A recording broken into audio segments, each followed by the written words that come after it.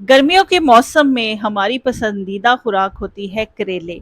आज हमने मार्केट से जो करेले मंगवाए वो बहुत ही ज़बरदस्त किस्म के देसी करेले थे, छोटे से साइज़ के थे। इसका साइज़ इतना छोटा था कि ये बिल्कुल मेरी उँगली के बराबर था, बिल्कुल बारीक करेले थे। तो इनको अगर हम काट के बनाएँगे तो इनके साथ ज़्यादती होगी, तो मैंने सोचा क्यों ना आज इनको भर के बनाएँ और भर के भी ऐसे बनाएँ कि इसमें ना तो हमें कोई धागे का इस्तेमाल करना पड़े, ना हमें इसकी कोई स्टिचिंग करने पड़े।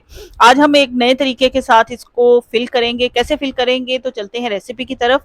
बिस्मिल्लाहिर्रहमानिर्रहीम, अस्सलाम वालेकुम, वेलकम टू 99 कुक हाउस। कैसे हैं आप सब लोग? दुआ गो हूँ सब लोग बिल्कुल ठीक ठाक होंगे। यहाँ पे हमने सबसे पहले करेलों को अच्छे तरीके से छील लिया है। आपने इसको छुरी की मदद से छील लेना है। छीलने के बाद हमने क्या करना है कि हमने इसको एक साइड से इसका जो टॉप वाला हिस्सा है वो रिमूव कर देना है। उसके बाद हमने लेनी है कोई बटर नाइफ। आप चाहें तो कोई चम्मच का इस्तेमाल कर सकते हैं, ये चम्मच के बैक साइड से भी इसको रिमूव कर सकते हैं। इसके अंदर जितने बीज हैं वो बहुत नरम थे, बहुत इजीली हम इसको रिमूव कर पा रहे थे, तो हमने इसको इस तरह से रिमूव कर दिया। इस तरह से आपने इनको अंदर से बिल्कुल खाली कर लेना है। बहुत आसानी के साथ हमने इसके बीज रिमूव कर दिए हैं और आप देख सकते हैं ये बिल्कुल अंदर से खाली हो चुका है। अब इसके अंदर हमने मसाला भी फिल करना है। सबसे पहले हम क्या करेंगे, हम बाकी करेले जो हैं उनको भी इसी तरह अंदर से खाली कर लेंगे। बहुत एहतियात के साथ आप कीजिएगा, ये क्योंकि बहुत छोटे साइज़ के करेले थे तो इसको रिमूव करने में थोड़ी सी एहतियात करने की ज़रूरत थी, क्योंकि अगर मैं थोड़ा तेज़ी के साथ करती तो ये दूसरी साइड से फट सकते थे, तो फिर फिलिंग में हमें प्रॉब्लम होनी थी। तो यहाँ पे मुझे तकरीबन 10 से 15 मिनट लग गए थे इनको रिमूव करते हुए। यहाँ पे ये देखें, हमने तमाम करेले जो हैं वो अंदर से अच्छे तरीके से साफ़ कर लिए हैं। अब यहाँ पे एक और पॉइंट आपसे डिस्कस करना चाहूँगी कि हमने जब भी करेले बनाने हैं उसको नमक डालकर हमने थोड़ी देर के लिए रखना होता है, ताकि इसकी कड़वाहट जो है उसको हम कम कर सकें, और जब इसको हम कुक करें तो बिल्कुल अच्छे वाले कुक हों और इसमें कड़वाहट बिल्कुल ना हो। करेले बनाते हुए आज गर्मी इस कदर ज़्यादा थी कि बार-बार पानी पीना पड़ रहा था। तो ख़ैर करेले तो हमने ज़रूर बनाने थे। तो अब हम इसके ऊपर नमक स्प्रिंकल करेंगे, उनको अच्छे तरीके से मिक्स करेंगे और उसके बाद इसको तकरीबन आधे घंटे के लिए रख देंगे, ताकि ये जितना भी कड़वाहट वाला पानी है वो नमक की वज़ह से सारा निकल जाए।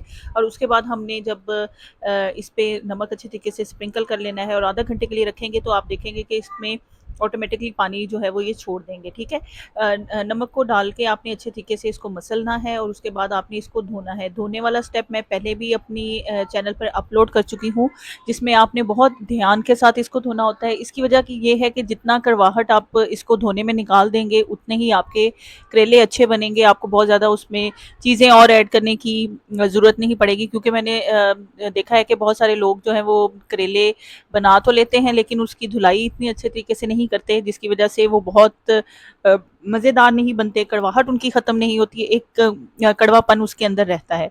तो यहाँ पे मैंने नमक को अच्छे तरीके से अंदर वाली साइड पे भी, बाहर वाली साइड पे भी उँगलियों की मदद से अच्छे तरीके से लगाया था, ताकि ये बिल्कुल प्रॉपरली हर तरफ से नमक इसके ऊपर लग जाए। नमक को लगा के मैंने इसको आधा घंटा के लिए धूप में रख दिया था। धूप नहीं है तो आप इसको उसके बगैर भी रख सकते हैं, ठीक है।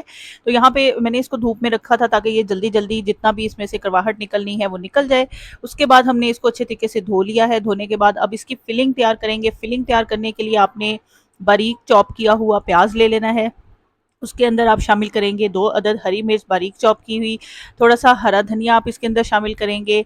और हरा धनिया शामिल करने के बाद अच्छा, यहाँ पे आप इसके अंदर चाहें तो आलू का इस्तेमाल कर सकते हैं, उनको कद्दूकश करके वो भी इसके अंदर डाला जा सकता है, लेकिन मैं फ़िलहाल इसमें किसी भी किस्म के आलू का इस्तेमाल नहीं कर रही, सिर्फ़ प्याज़ों का मसाला ही बना रही हूँ।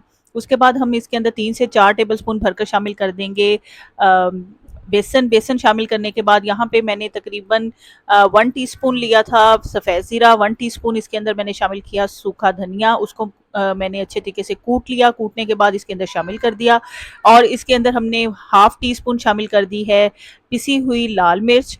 हाफ़ टी स्पून से थोड़ा कम आपने इसके अंदर नमक शामिल करना है, क्योंकि नमक हमने ऑलरेडी करेलों को भी लगाया था और इसके अंदर थोड़ा-सा नमक रह जाता है, इस वजह से आपने इसमें नमक बहुत ध्यान के साथ ऐड करना है।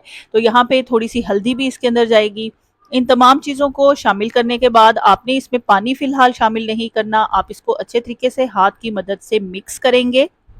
उसके बाद आपने इसके अंदर सिर्फ़ 1 या 2 घूंट पानी शामिल करना है। इसको आप इस बैटर को आपने रनी नहीं बनाना, ये थिक होना चाहिए, बिल्कुल थोड़ा-सा आपने इसलिए इसमें पानी शामिल करना है ताकि ये बाइंड हो सके और इसके अंदर जब आप इसकी फिलिंग प्रिपेयर कर लेंगे और आप इसको फिल करेंगे करेलों के अंदर तो ईज़िली ये फिल हो सकें। चाहें तो आप इसके अंदर फिलिंग के लिए कीमा का भी इस्तेमाल कर सकते हैं, लेकिन ये बहुत आसान सी रेसिपी है और ये इतनी मज़ेदार बनती है कि बच्चे स्पेशली बहुत शौक से इसको खाते हैं। तो यहाँ पे हमने करेले को इस तरह से अपने हाथ में पकड़ लेना है और इसकी फिलिंग इस तरह से करते जानी। चाहे तो आप इसमें अ, अगर चम्मच का इस्तेमाल करना चाहे तो कर सकते हैं, लेकिन ये करेले बहुत छोटे-छोटे साइज़ के थे तो मैंने इसको हाथ की मदद से ही फिल किया है।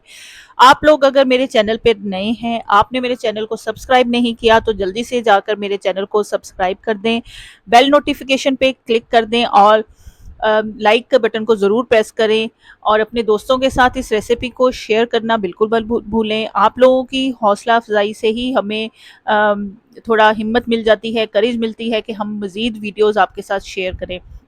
तो यहाँ पे इस तरह से आपने इसको अच्छे तरीके से फिल कर लेना है। आप यकीन माने कि जब आप इस तरह से फिलिंग करके मेहमानों के सामने भी इसको पेश करेंगे तो किसी को पता भी नहीं चलेगा कि आपने इसको किस तरह से फिल किया है।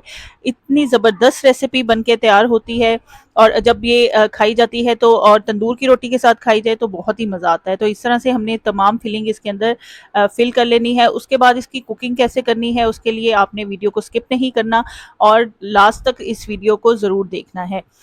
दूसरी बात ये है कि करेले अपनी रोज़मर्रा की ज़िंदगी में इसको शामिल ज़रूर करें। मैंने बहुत सारी चीज़ें ये नोट की हैं कि स्पेशली जो बच्चे हैं, आजकल के बच्चे, उनको सब्ज़ियाँ बिल्कुल नहीं पसंद होती। वो ज़्यादातर यही चाहते हैं कि हमें खाने में चिकन मिल जाए और हम चिकन खाएँगे। फ़ास्ट फ़ूड की तरफ बहुत ज़्यादा रुझान है। लेकिन आप लोगों से दरख़्वास्त करती हूँ कि अपने बच्चों को, स्पेशली बच्चियों को लाज़मी आप ज़रूर खिलाया करें हर तरह की सब्ज़ी। तो यहाँ पे इनको मैंने अच्छे तरीके से फिल किया, उसके बाद तेल को अच्छे तरीके से गरम करना है। गरम करने के बाद आपने तमाम करेले इसके अंदर शामिल कर देने हैं। शामिल करने के बाद आपने इसको हल्का-सा गोल्डन ब्राउन होने तक कुक कर लेना है। कुक करने के बाद आप इसका नॉर्मल मसाला प्रिपेयर करेंगे जो सालन के लिए हम प्याज और टमाटर डाल के प्रिपेयर करते हैं। उसके बाद आपने वो जो फ्राई किए होंगे तमाम तर करेले वो इसके अंदर शामिल कर देने हैं। मज़ेदार किस्म के आपके भरवा करेले बिल्कुल रेडी हो चुके हैं। उम्मीद करती हूँ आपको ये रेसिपी ज़रूर पसंद आई होगी। जल्दी से मेरी रेसिपी को लाइक कर दें। नई रेसिपी के साथ फिर हाजिर होंगी। अपना ख्याल रखें।